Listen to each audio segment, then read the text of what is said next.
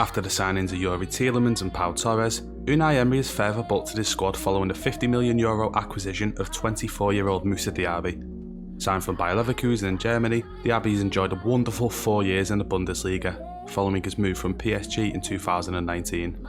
The Parisian-born winger has been a vital component in Leverkusen over the last couple of years, but for the last 2 years in particular, he has really stepped up, becoming one of the Red and Black's most important players.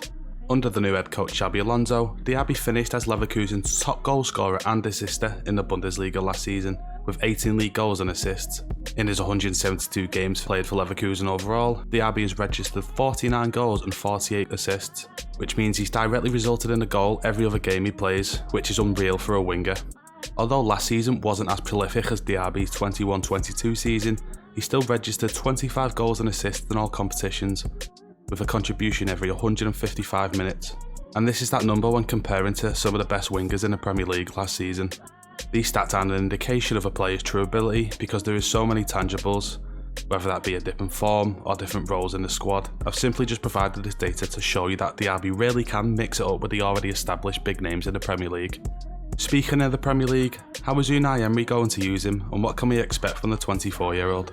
Well, Diaby is a very versatile player, which is a trait Unai Emery loves in his players, as the Spaniard likes an adaptable strategy. Diaby predominantly featured on the right for Leverkusen last season, but often drifted more centrally to accommodate the attacking-minded fullback, that being Jeremiah Frimpong. He operates at his best when given a space to run into, but is also excellent in tighter areas. His burst of acceleration, combined with his quick feet and dribbling ability, makes him a really attacking threat. His first touch, even when under pressure, is very impressive. He's also very good at flicking the ball and running around his marker using his agility and acceleration. He clocked up a top speed of 36.5 km per hour last season, which ranked him 4th in the Bundesliga for the quickest player, and that'll be no different in the Premier League. Diaby is a very well-rounded winger in terms of chance creation, and his 32 goals and 25 assists in his last 2 seasons show that. He's a player that likes to run into attacking spaces and shoot, but he's also a creator too. The Frenchman likes to make interchanging plays with his teammates, using quick 1-2s to find the open space to run into. He's not a very greedy player, which means his decision making is often impressive.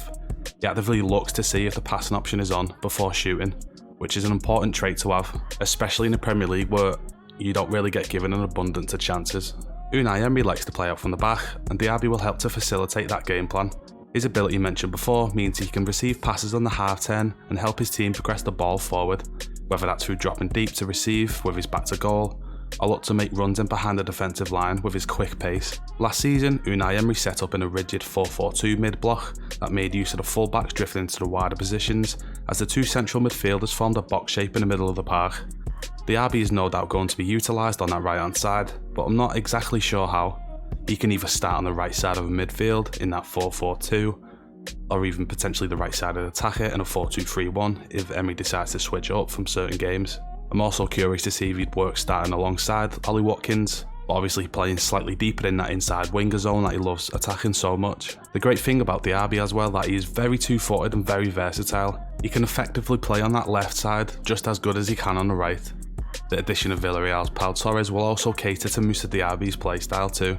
Despite the Spanish defender being a fantastic player, the form of Tyrone Mings since the appointment of Emery left a lot of fans a bit confused. Both Mings and Torres are left-footed left centre-backs, so it looks like Mings most likely will be knocked down the pecking order.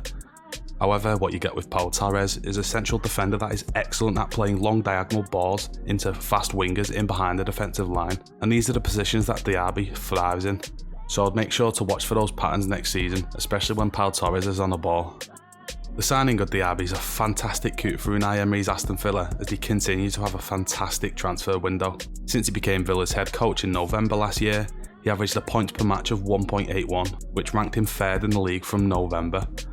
Although that doesn't necessarily mean he would have finished 3rd if he started the season as the manager, it is a very good indication that he does have that ability to push for top 4 and top 6 football. He inherited that Villa team that was fighting relegation under Steven Gerrard and only made one winter signing, that being Alex Moreno, who impressed in the second half of the season. So were the additions of the players already mentioned, now on top of Diaby. His first season for Aston Villa is going to be very exciting, and I do really think he's going to be a problem next season in the Premier League. Villa fans, what do you think of this window so far? And do you think you need any more signings? Let me know in the comments. As always, thank you very much for watching, and I'll see you soon.